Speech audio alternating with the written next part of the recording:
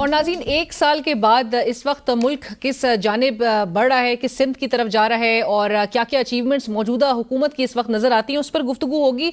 सिर्फ एक सर्वे का हवाला देना चाहूंगी। इप्सॉस जो कि एक multinational market research consulting firm है, जिनकी जो स्पेशलाइजेशन है वो अगेन रिसर्च और सर्वेज और डेटा कलेक्शन के हवाले से है, उन्होंने दिसंबर में एक सर्वे सामने आया था और पाकिस्तान के हवाले से बताया गया था कि 80% लोग, 80% अवाम जो है वो बिलीव करती हैं कि ये मुल्क जो है वो एक रॉन्ग डायरेक्शन की तरफ जाता हुआ दिखाई दे रहा है। लेकिन इसके बरक्स हमें जो हुकूमती दावे हैं वो कुछ और नज़र आ रहे हैं। हम जब अवाम में भी इंटरेक्शन के लिए जाते हैं तो अवाम जिस कर्ब से गुजर रहे हैं उनके हालात ज़िंदगी में कोई बेहतरी नहीं आ रही। क्या इसके लिए भी मजीद वक्त लगेगा?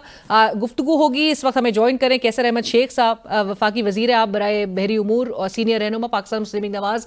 कैसर साहब अस्सलाम वालेकुम, वेरी ऑनर्ड सर, आपने प्रोग्राम के लिए वक्त निकाला, आपको वेलकम करते हैं। कैसर साहब, गुफ्तगू का आगाज इसी बात से कि आज भी वजीर आजम शहबाज शरीफ साहब हम नजर आ रहा है कि गुज़िश्ता 2 रोज से वर्ल्ड बैंक का डेलीगेशन भी जो पाकिस्तान में मौजूद है, तो हमें बताया जा रहा है कि वज़ीर आज़म शहबाज शरीफ साहब शुक्रिया उनका अदा कर रहे हैं कि $40 बिलियन तक की जो सरमायाकारी है वो कहते हैं वर्ल्ड बैंक की जानिब से की जा रही है। वर्ल्ड बैंक, हमने कुछ रिसर्च की कैसर साहब कि वर्ल्ड बैंक ने किस किस मुल्क में $40 बिलियन या ऐसे कमोबेश अगर सरमायाकारी की हो तो कौन कौन से वो ममालिक हैं, तो पता चलता है कि सिर्फ ग्रांट्स और लोन्स वर्ल्ड बैंक देता है, सरमायाकारी नहीं करता। तो हमें क्यों बताया जा रहा है कि सरमायाकारी की कर रहा है वर्ल्ड बैंक?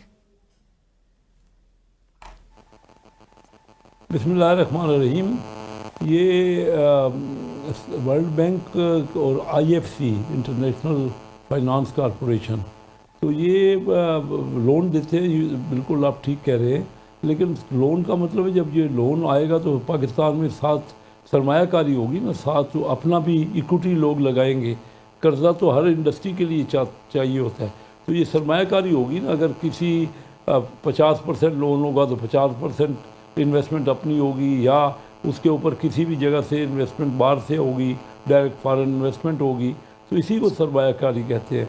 और IFC जो है वो वर्ल्ड बैंक का वो इदारा है जो प्राइवेट सेक्टर को और SMEs को भी लोन देता है। तो ये बहुत अहम लोन होता है, उससे इंडस्ट्री लगती है। इसको फिर लोन ही कहा जाए लोगों की समझने के भी हवाले से कि हम मजीद कर्जा ले रहे हैं, क्योंकि रोल ओवर्स के हवाले से भी बड़े और IMF के भी जो सूरत हाल नजर आई, तो गुज़िश्ता 2 साल से वज़ीर आज़म शहबाज शरीफ साहब तो ये कहते सुनाई दिए कि IMF हमसे नाक से लकीरें निकलवा रहा है, जिस किस्म के हमें हालात नजर आ रहे हैं। सागडार साहब अभी भी वो पाकिस्तानी कम्युनिटी से जब वो खिताब कर रहे थे तो वो ये कह रहे थे कि 10,000 अरब डॉलर्स तक के जो पाकिस्तान में टेस्टेड और जो नेचुरल हमारे पास रिसोर्सेज है, जो हमारे पास ज़खायर है, उससे तो फिर पाकिस्तान का इन्हिसार तो ये कर्जों पे, ये लोन्स पे होना ही नहीं चाहिए था। बट अगरचे कैसर साहब आपकी हुकूमत की जो इकोनॉमिक मैनेजमेंट है उससे ये बात ज़रूर है और इसमें कोई शक नहीं कि कोई प्रोग्रेस जो है वो नजर आता है शॉर्ट टर्म, अगर मैक्रो इकोनॉमिक स्टेबिलिटी के हवाले से बात की जाए। लेकिन जो स्टेबलाइजेशन, ये जो ट्रांजिशन देखा जाएगा स्टेबलाइजेशन से आपके ग्रोथ और इन्वेस्टमेंट की तरफ, और इस माहौल पूरा एक क्रिएट करने के लिए, उसके लिए तो आपको एक मुस्तहकम एक सियासी माहौल यकीनी बनाना बहुत जरूरी है, जो कि पाकिस्तान में इस वक्त नजर नहीं आता। उसके लिए आपकी हुकूमत किस हद तक फोकस कर रही है सियासी इस्तेहकाम लाने के लिए? देखिए, आपने दुरुस्त कहा, हमारी हुकूमत तो देखिए मुसलसल कोशिश कर रही है, और आपने देखा ही कि करेंसी का स्टेबल हो जाना, पाकिस्तानी रुपया जो है डॉलर के मुकाबले में बिल्कुल स्टेबल है। हालांकि डॉलर दुनिया में बड़ा मजबूत है, लेकिन ये हमारी, अच्छा फिर हमारी एक्सपोर्ट बढ़ रही है, हमारी IT की एक्सपोर्ट बढ़ी है, IT हमारा रेमिटेंस बढ़ गई है। रेमिटेंस हमारे एस्टीमेट है कि इस साल जून तक $35 अरब मिल जाएगा।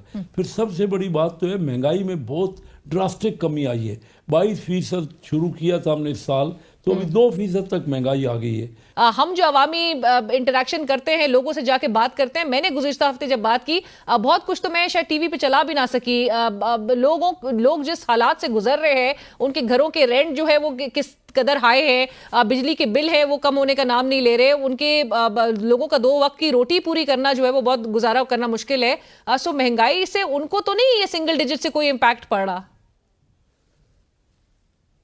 ये आप दुरुस्त कह रही है। मैंने तो खुद कहा कि महंगाई कम नहीं हुई है, इन्फ्लेशन कम हुआ है, यानी महंगाई के जो बढ़ने की रफ्तार है वो कम हुई है। और ये भी तो आपने देखा है ना कि अभी जून के बजट में हमने लोगों की तनख्वाहें बढ़ाई हैं। वहाँ जैसे जैसे महंगाई थी उसके साथ साथ तनख्वाहें बढ़ी हैं।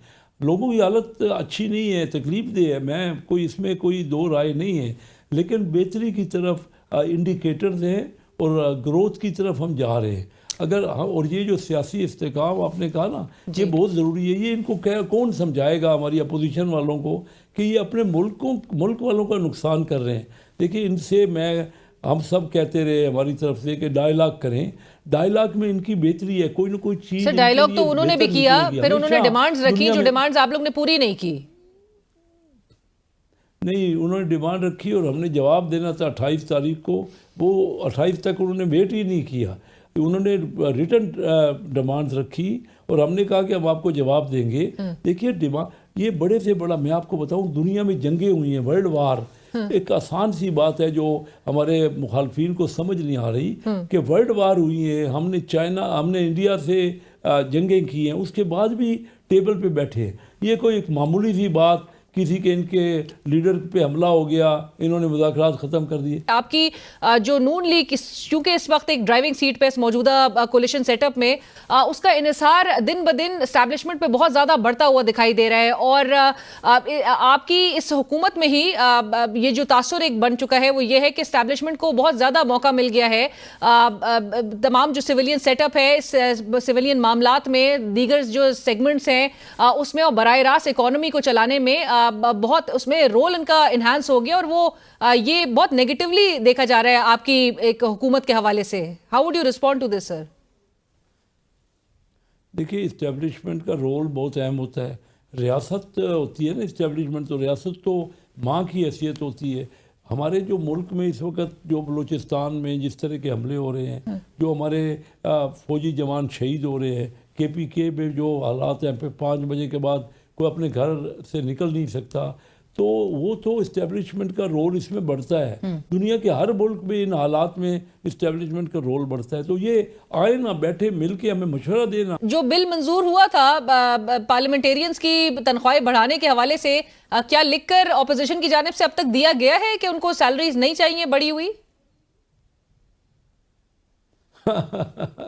ये सैलरी ज़ारे तो ले तो रहे हैं आपके सामने, कोई ऐसा मुझे मेरे नॉलेज में नहीं है। आपको पता हो तो क्योंकि पार्लियामेंट को जाली कहा जाता है, मैंडेट चोरी हो चुका है, हुकूमत जो है वो चोरी शुदा मैंडेट पे आई है, यही तमाम एलिगेशंस है ऑपोजिशन की। तो मैंने कहा जरा जानने की कोशिश जरूर करेंगे कि ये सेनेट में देखिए, जब सैलरी का बिल जो बढ़ाने का शुरू हुआ तो सेनेट से हुआ, सेनेट में इनके अपने मेंबरों ने उसको वोट दिया है, तो फिर ये तो कोई बात बनी नहीं कि इन्हीं की पार्टी के लोगों ने तो सेनेट इनिशिएट किया है इस बात को कि तनख्वाहें बढ़ाई जाए, और हमारे मेंबरों ने भी कहा है।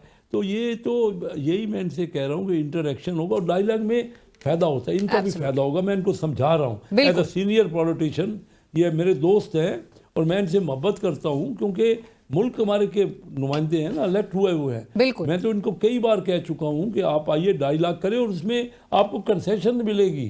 ये मेरा ज़ाती तजर्बा भी है कि जहाँ भी आप डायलॉग में बैठते हैं और आपस में कोई लेकर उठते हैं और आपस में पॉलिटिकल एंटिटीज, खुशाइन बात है कि अगर आपस में ही डायलॉग करें बजाय इसके कि किसी और पे निसार किया जाए। बट थैंक यू, बहुत शुक्रिया कैसर अहमद शेख साहब हमें ज्वाइन करने के लिए। और नाज़रीन, इसी के साथ ही हमें इजाजत दीजिए। अल्लाह हाफिज।